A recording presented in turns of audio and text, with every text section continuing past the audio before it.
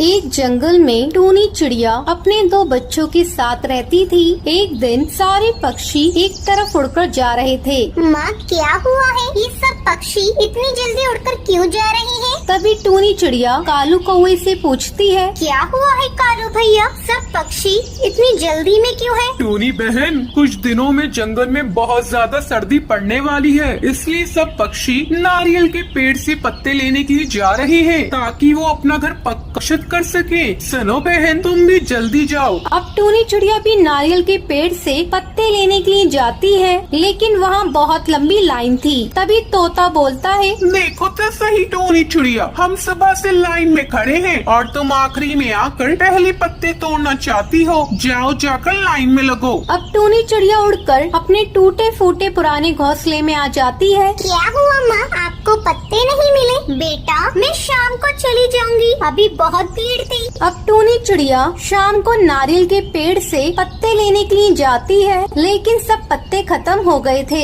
अब सब पक्षी अपना मजबूत घर बनाते हैं। ऐसे ही काफी दिन गुजर जाते हैं। जंगल में बहुत तेज सर्दी पड़ती है। बेचारी टूनी चिड़िया ठंड से अपने बच्चों के साथ कांप रही थी। वो कौवे के पास जाती है। सुनो कालू कौवे, आज रात तुम मुझे और मेरे बच्चे को अपने घर में रहने दो। नहीं टूनी बहन, मेरे बच्चे भी हैं। जाओ, तुम किसी और से मदद मांग लो। बेचारी टूनी चिड़िया सबसे मदद मांगती है, लेकिन कोई भी पक्षी उसकी मदद नहीं करता है।